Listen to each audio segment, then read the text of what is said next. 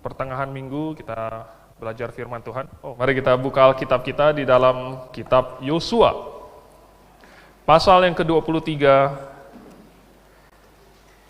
kedua terakhir ya. Yosua pasal 23. Biasanya kita baca pasal 24 karena ada perkataan Yosua yang sangat terkenal di situ di pasal 24, tapi pasal 23 tidak kalah menarik. Mari kita baca.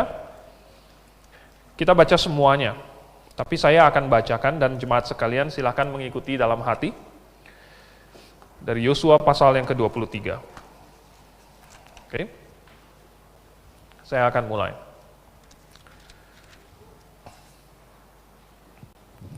Lama setelah Tuhan mengaruniakan keamanan kepada orang Israel ke segala penjuru terhadap semua musuhnya, dan ketika Yosua telah tua dan lanjut umur, dipanggilnya seluruh orang Israel, para tua-tuanya, para kepalanya, para hakimnya, dan para pengatur pasukannya, dan berkata kepada mereka, "Aku telah tua dan sangat lanjut umur, dan kamu ini telah melihat segala yang dilakukan Tuhan Allahmu kepada semua bangsa di sini demi kamu. Sebab Tuhan Allahmu dialah yang telah berperang bagi kamu. Ingatlah, aku telah membagikan dengan membuang undi bangsa-bangsa yang masih tinggal ini kepada suku-sukumu menjadi milik pusakamu, seperti juga semua bangsa yang telah kulenyapkan hari itu, mulai dari sungai Yordan sampai ke laut besar di sebelah matahari terbenam. Dan Tuhan Allahmu, dialah yang akan mengusir dan menghalau mereka dari depanmu, sehingga kamu menduduki negeri mereka seperti yang dijanjikan kepadamu oleh Tuhan Allahmu. Kuatkanlah benar-benar hatimu dalam memelihara dan melakukan segala yang tertulis dalam kitab hukum Musa, supaya kamu jangan menyimpang ke kanan atau ke kiri, dan supaya kamu jangan bergaul dengan bangsa-bangsa yang masih tinggal di antaramu itu, serta mengakui nama Allah mereka, dan bersumpah demi nama itu, dan beribadah atau sujud menyembah kepada mereka. Tetapi, kamu harus berpaut pada Tuhan Allahmu, seperti yang kamu lakukan sampai sekarang. Bukankah Tuhan telah menghalau bangsa-bangsa yang besar dan kuat dari depanmu? Dan akan kamu ini, seorang pun tidak ada yang tahan menghadapi kamu sampai sekarang. Satu orang saja daripada kamu dapat mengejar 1.000 orang, sebab Tuhan Allahmu dialah yang berperang bagi kamu, seperti yang dijanjikannya kepadamu. Maka demi nyawamu, bertekunlah mengasihi Tuhan Allahmu, sebab jika kamu berbalik dan berpaut kepada sisa bangsa-bangsa ini yang masih tinggal di antara kamu, kawin-mengawin dengan mereka, serta bergaul dengan mereka, dan mereka dengan kamu, maka ketahuilah dengan sesungguhnya bahwa Tuhan Allahmu tidak akan menghalau lagi bangsa-bangsa itu dari depanmu, tetapi mereka akan menjadi perangkap dan jerat bagimu, menjadi cambuk pada lambungmu dan duri di matamu, sampai kamu binasa dari tanah yang baik ini, yang telah diberikan kepadamu oleh Tuhan Allahmu. Maka sekarang, sebentar lagi aku akan menempuh jalan segala yang fana. Sebab itu insaflah dengan segenap hatimu dan segenap jiwamu, bahwa satu pun dari segala yang baik yang telah dijanjikan kepadamu oleh Tuhan Allahmu, tidak ada yang tidak dipenuhi. Semuanya telah digenapi bagimu. Tidak ada satupun yang tidak dipenuhi. Tetapi seperti telah datang atas kamu segala yang baik, yang telah dijanjikan kepadamu oleh Tuhan Allahmu, demikianlah Tuhan akan mendatangkan atas kamu segala yang tidak baik, sampai Ia telah memusnahkan kamu dari tanah yang baik ini, yang diberikan kepadamu oleh Tuhan Allahmu. Apabila kamu melangkahi perjanjian yang telah diperintahkan kepadamu oleh Tuhan Allahmu, dan pergi beribadah kepada Allah lain, dan sujud menyembah kepada mereka, maka murka Tuhan akan bangkit terhadap kamu, sehingga kamu segera binasa dari negeri yang baik yang telah diberikannya kepadamu. Kita berdoa. Bapa di surga, terima kasih. Kami belajar dari firman Tuhan, walaupun sepotong-sepotong, dan minggu demi minggu, hari demi hari, tetapi biarlah kebenaran itu dapat kami mengerti, dan kami dapat mengertinya dengan sistematis, sehingga kami tahu sesungguhnya rencanamu bagi kehidupan kami apa. Dan dengan demikian, maka hidup kami akan berkenan kepadamu, dan berkat-berkat yang Engkau sediakan bagi kami juga dapat Engkau berikan kepada kami. Dalam nama Tuhan Yesus kami berdoa. Amin. Yang kita baca dari Yosua ini adalah salah satu sebagian dari pidato perpisahan Yosua. Dan beberapa kali kita baca di Alkitab, Tuhan mengingatkan perjanjian antara Dia dengan orang Israel. Kita baca di Keluaran, kita baca lagi di Ulangan, kita baca lagi di Yosua, di awal Yosua, di akhir Yosua, di Samuel. Kita membaca bagaimana Tuhan senantiasa mengingatkan orang Israel akan apa yang Dia sudah janjikan, akan apa yang Dia berkati kepada mereka, dan di sisi sebaliknya juga apa hukumannya kalau mereka melangkahi perjanjiannya. Karena itu penting. Apa yang diulang berkali-kali di dalam Alkitab pasti penting. Jadi kalau Tuhan mengulang perjanjian ini, berarti Tuhan menganggapnya penting. Tentu perjanjian ini adalah sesuatu yang Tuhan harapkan supaya orang Israel bisa menjadi tiang penopang dan dasar kebenaran. Nah, bangsa Israel ya, memang benar-benar diberkati, diangkat, dipilih oleh Tuhan menjadi umat kepunyaan Tuhan. Bukan berarti bahwa pasti akan diselamatkan, tetapi Tuhan memilih mereka dan memberkati mereka karena Tuhan mau memakai mereka menjadi tiang penopang dan dasar kebenaran, menjadi terang dunia, menjadi garam dunia. Kalau orang mau tahu tentang kebenaran, mereka melihat kepada bangsa Israel dan bisa melihat kebenaran. Kalau mereka mau mencari Allah penciptaan langit dan bumi, mereka melihat kepada Israel dan melihat siapa yang disembah oleh orang Israel. Kalau mereka mau mencari hukum yang terbaik, yang paling adil, mereka melihat hukum Taurat yang dipakai oleh orang Israel. Jadi, karena Tuhan memakai bangsa Israel, maka Tuhan juga memberkati bangsa Israel dan memimpin hidup bangsa Israel. Tentu, di sini kata kuncinya Tuhan menuntun hidup bangsa Israel. Barulah apabila bangsa Israel mengikuti tuntunan Tuhan, maka mereka akan memenuhi fungsi yang Tuhan inginkan.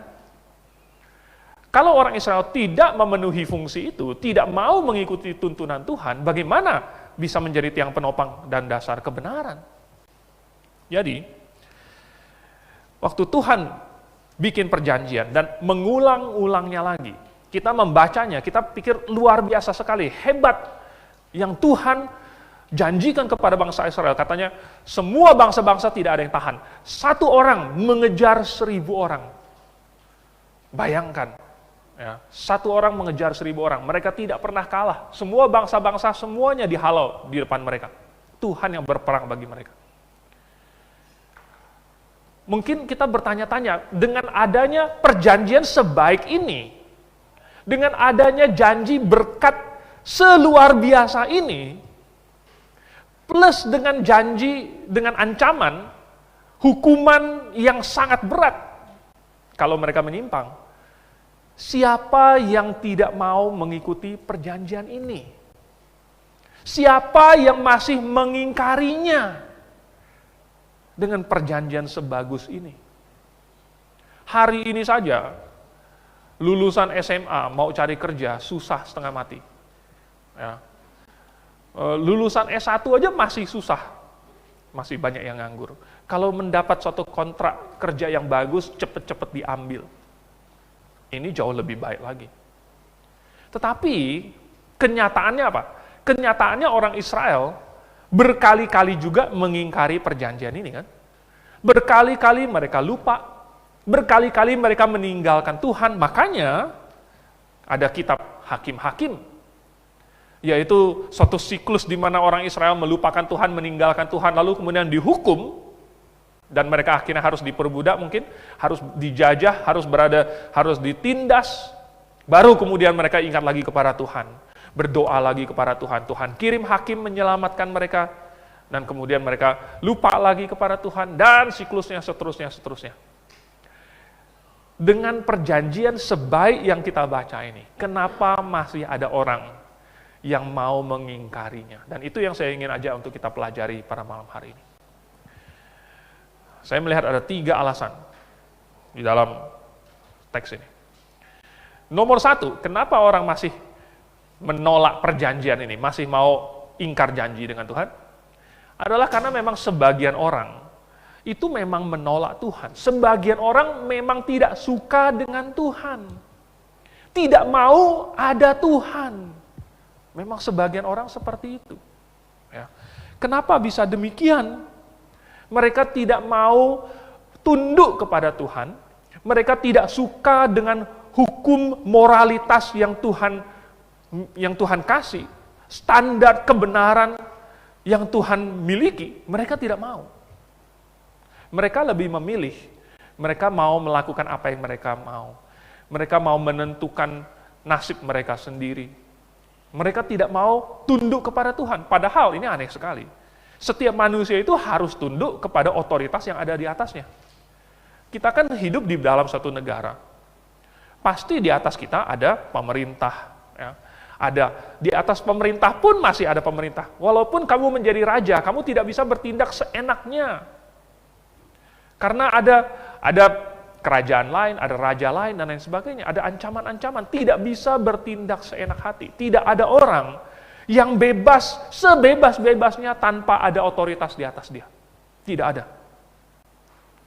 Tetapi masih ada orang yang tidak mau mengakui Tuhan sebagai Allahnya.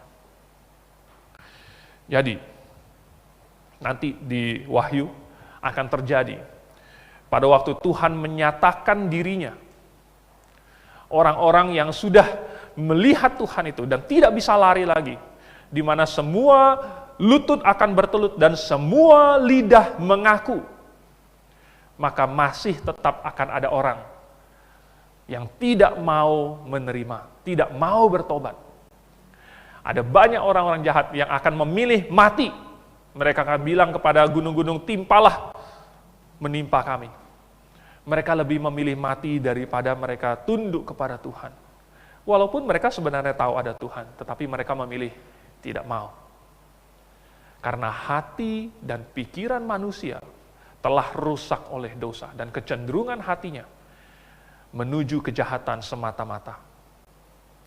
Itulah sebabnya maka hati dan pikiran manusia selalu dipenuhi oleh dosa. Dan mungkin karena mereka tidak pernah kenal tentang Tuhan yang maha baik. Mereka tidak kenal dengan Tuhan yang rela mengorbankan dirinya bagi mereka. Mereka tidak kenal Tuhan yang mau mati untuk menghapuskan dosa mereka. Mereka tidak kenal. Oleh sebab itu, maka mereka menolak Tuhan. Nah, iblis berusaha segala macam cara supaya manusia tidak pernah kenal dengan Allah itu. Oleh sebab itu, iblis menipu manusia, bilang bahwa Allah itu jahat, bilang bahwa Allah itu tidak peduli, bahwa Allah itu ada di mana-mana, bahwa kamu sendiri adalah Allah atas dirimu sendiri. Iblis berusaha supaya orang tidak kenal kepada Allah. Oleh sebab itu, iblis paling marah kalau ada gereja yang benar, yang memberitakan Injil yang benar. Akan mencoba segala macam cara supaya orang tidak datang ke gereja itu. Dan sekalipun, kalau orang sudah terlanjur datang dan sudah duduk di sini, iblis akan coba segala cara, bahkan di dalam gereja lah iblis paling giat. Berusaha mengganggu supaya orang yang sudah duduk di sini tidak mendengarkan khotbah. Nggak betah. Entah kakinya pegel lah, ya. Lalu kepalanya gatel lah, ya. Atau tiba-tiba kebelet pipis lah, begitu. Pokoknya mendengarkan khotbah sudah nggak betah lagi. Bagaimana caranya? Atau temannya di sebelah gangguin, ada HP yang berdering, supaya tidak mengenal Tuhan. Oleh sebab itu, kalau di gereja yang benar saja, masih belum tentu semuanya sudah mengenal Tuhan. Di dalam gereja yang benar saja, masih bisa ada orang yang tidak mengenal Tuhan. Apalagi orang Israel.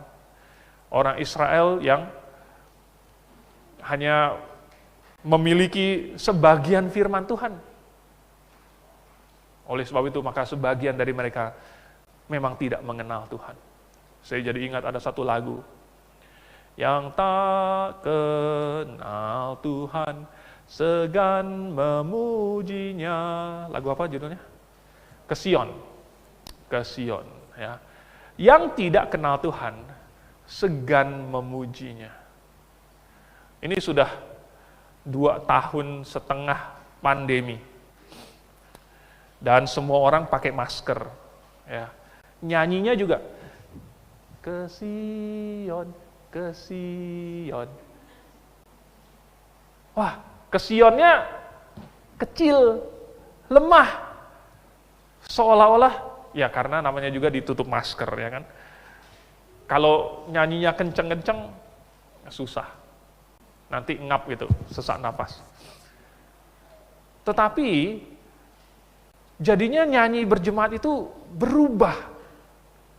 Sebelum pandemi, saya masih ingat. Kalau duduk di sini, apalagi ada paduan suara di belakang, saya kasih tahu. Yang duduk di sini, itu adalah kursi terbaik di seluruh ruangan ini. Mendengarkan nyanyian dari belakang, mendengarkan nyanyian dari depan, piano di sini, ada orkestra lagi kadang-kadang. Nyanyiannya itu sungguh luar biasa. Tetapi, kalau kelihatan ada yang nggak nyanyi, ada yang seolah-olah dalam kebaktian itu nggak tahu dia entah ada di situ, entah ada di bulan, gitu. Ya. Perlu dipanggil dulu, ya, dipanggil, hei, nyanyi. Ini yang tidak kenal Tuhan, segan memujinya. Nah, saudara, orang Israel tentu mereka kenal Tuhan. Atau setidaknya pengetahuannya tahu. Karena apa? Karena sudah diajarkan. Sejak kecil orang tuanya sudah kasih tahu begini, begitu. Oh ya kita keluar dari Mesir. Oh ya kita 40 tahun di padang gurun. Oh ya kita menyeberang sungai Yordan. Oh ya kita mengalahkan kota Yeriko. Dan seterusnya mereka tahu kok. Tetapi pengenalan itu adalah suatu hal yang pribadi yang harus diterima oleh masing-masing orang. Bukan hanya karena dia adalah anak dari orang tua Yahudi, maka dia langsung menjadi umat Tuhan. Dia harus membuat keputusan itu sendiri dan memilih, saya mau ikut Tuhan. Saya mau menjadi umat Tuhan. Itu adalah pilihan masing-masing pribadi. Kedua, kenapa ada orang yang mungkin mau mengingkari perjanjian dengan Tuhan? Mungkin karena pandangannya itu jaraknya dekat. Istilahnya minus. Ya. Tapi dalam kerohanian. Pandangannya jaraknya dekat. Nah, saya tahu tentang hal ini karena dulu saya pernah memakai kacamata yang cukup tebal. Jarak pandang saya itu adalah, mungkin Anda sulit menebak, 8,5 cm. Artinya, lebih dari 8,5 cm yang kira-kira cuma segini doang, itu sudah pandangannya kabur. Bayangkan kalau orang punya pandangan rohani, cuma 8,5 cm. Maka dia tidak akan bisa melihat apa-apa lewat dari hal-hal yang benar-benar persis di muka dia.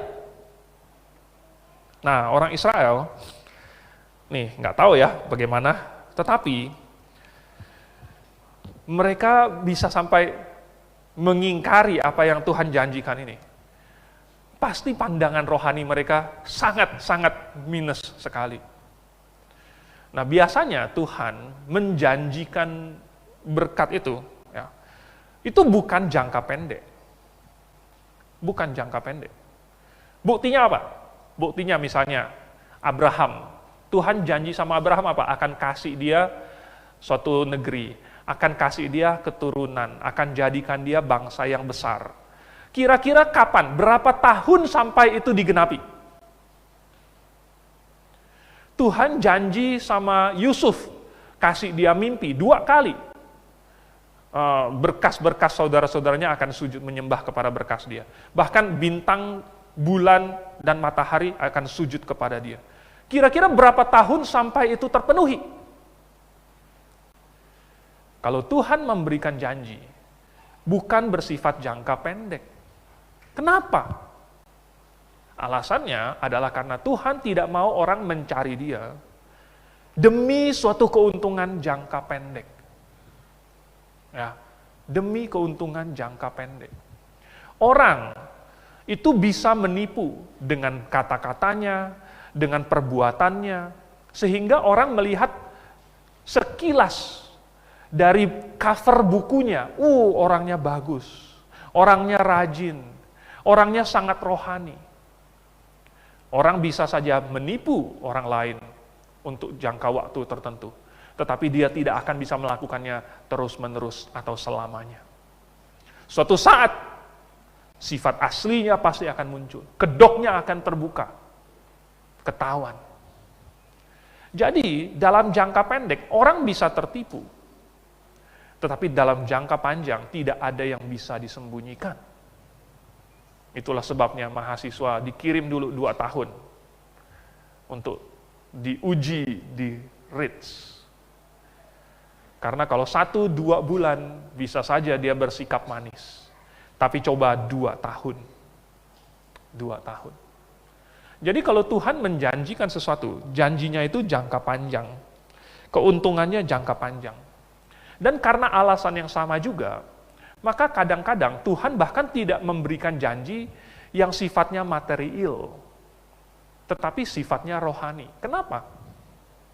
Karena Tuhan tidak mau orang mencari dia untuk hal-hal material, untuk hal-hal jasmaniah dan duniawi. Tuhan tidak mau.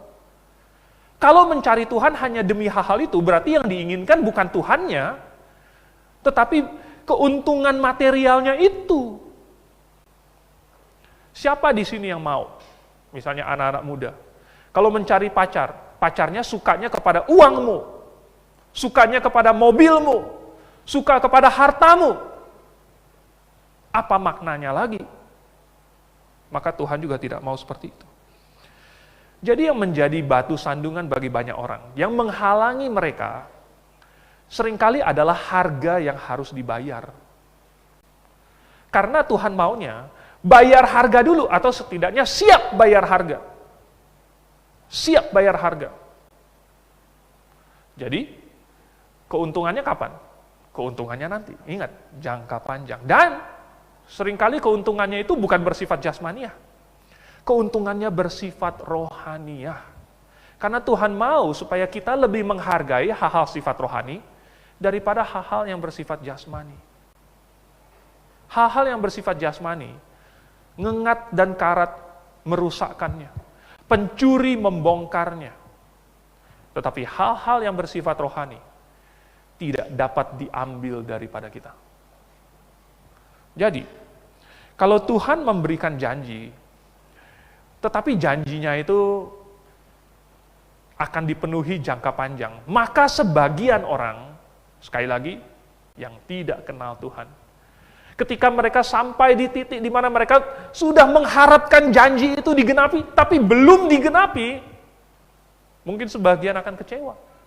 Mungkin sebagian akan berpikir, ya sudahlah, nggak usah percaya lagi. Ya sudahlah, lebih baik mencari keuntungan yang bisa saya lihat, yang bisa saya pegang sekarang. Nah, bagaimana dengan hari ini? Hari ini juga sama, ada harga yang harus dibayar. Ingat, ada seorang muda yang pernah mencari Tuhan Yesus, seorang muda pemimpin, kaya, dia datang kepada Tuhan Yesus, dia bilang, "Guru yang baik, apakah yang harus kuperbuat supaya masuk ke dalam kerajaan surga?" Tuhan Yesus bilang, bikin ini, mesti melakukan hukum Taurat. Dia bilang, "Aku sudah melakukannya sejak masa kecilku. Apalagi, hebat banget. Apalagi, seolah-olah dia sudah melakukan semuanya, apalagi?" Maunya dia adalah Tuhan jawab, "Ya sudah, nggak ada lagi. Selamat, Anda menang, tiket masuk surga." Ternyata bukan itu jawaban Tuhan Yesus.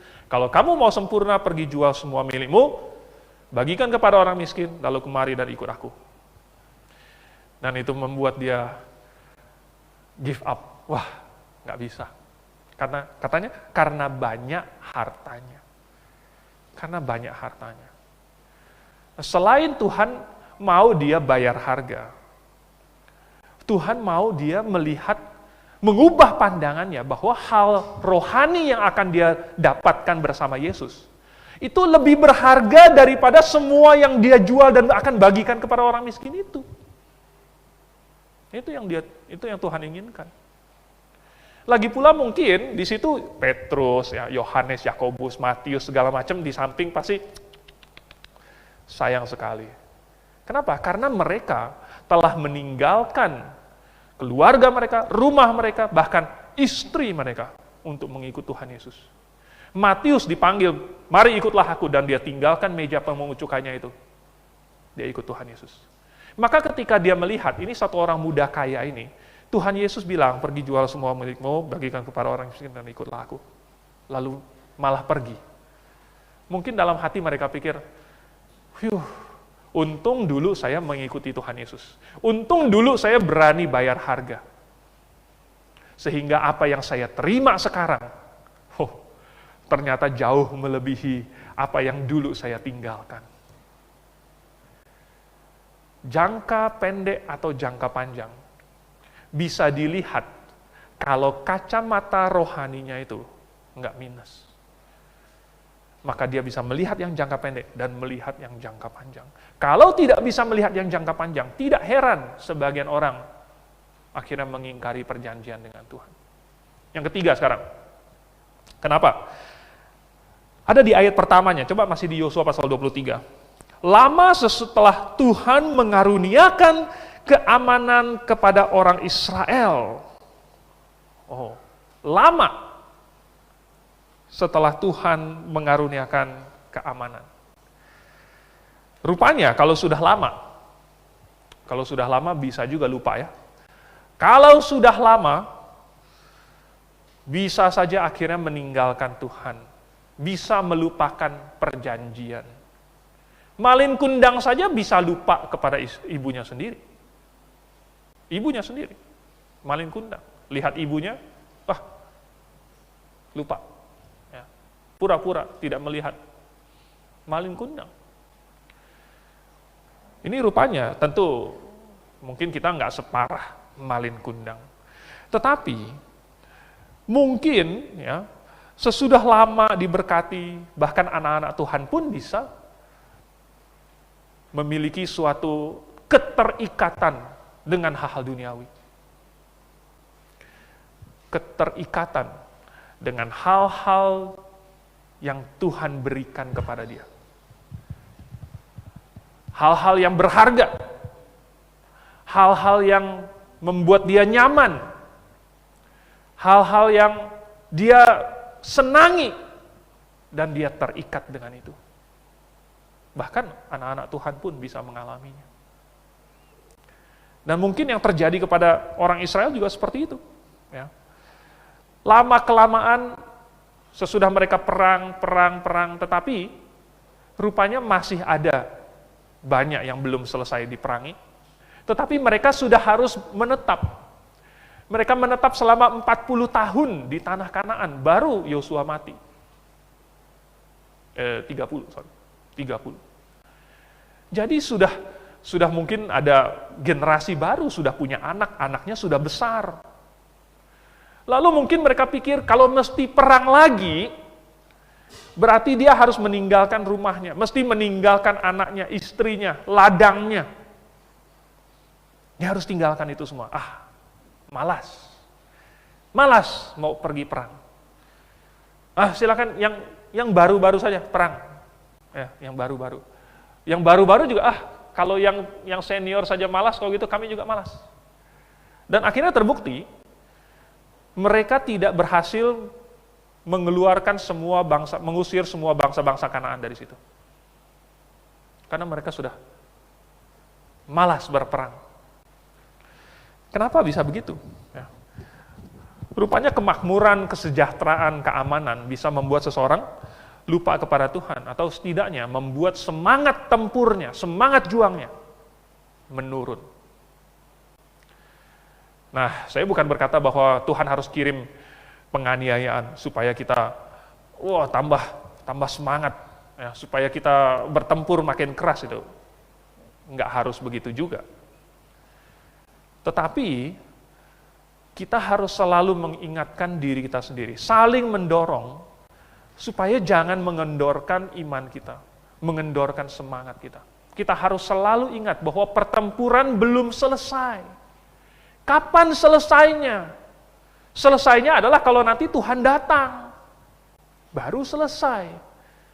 Untuk sekarang ini masih ada pertempuran. Dan pertempuran ini bisa semakin panas dan bisa kita menangkan. Kalau kita serius, kalau kita berjuang, maka sesuai janji Tuhan, 1 orang bisa mengejar 1000 orang. Bayangkan. Nah, itulah sebabnya, maka orang Israel perlu diingatkan terus. Karena lama sesudahnya, maka udah mulai lupa, Tuhan ingatkan lagi. Nanti lama sesudahnya lagi, Tuhan ingatkan lagi. Kita hari ini jauh lebih mending daripada orang Israel zaman dulu. Karena khotbah itu, 1 minggu berapa kali? Minimal hari Minggu 1 kali, kemudian hari Rabu 1 kali. Biasanya kita ada, kalau sebelum pandemi kita ada English service, jadi 3 kali. Kalau yang mahasiswa apalagi, anak panti asuhan. Ada chapel besar lagi, 4 kali. Mahasiswa, kalau setiap harinya ada ini, tambah lagi, 4 lagi.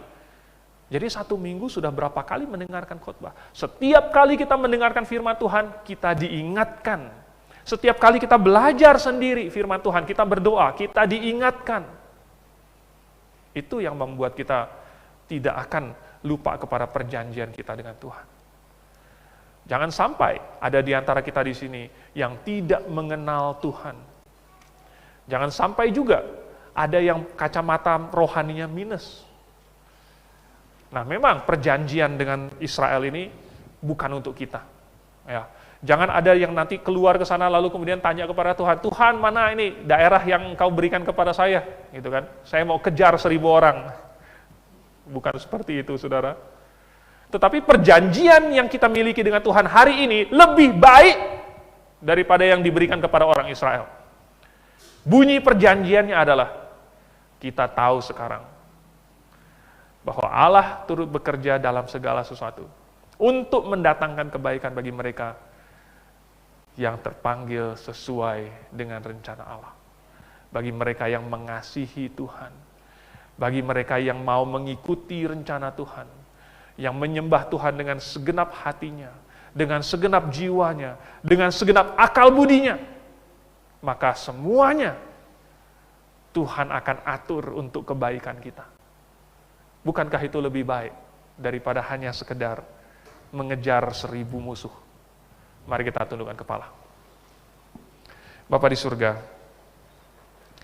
kami tahu kegagalan yang dicatatkan di dalam Alkitab bermaksud untuk mengajarkan kami, memperingatkan kami, agar kami jangan mengikutinya. Dan kami tahu juga bahwa nasihat-nasihat di dalamnya adalah baik bagi kami dan harus mengubah kehidupan kami. Maka dengan demikian, kami membuktikan bahwa kami sungguh-sungguh mengenal Engkau dan sudah diubah hati kami. Dan kami pun akan menjadi terang bagi sekeliling kami, dan orang-orang yang melihat kehidupan kami bisa melihat Engkau di dalam kami. Dalam nama Tuhan Yesus kami berdoa. Amin.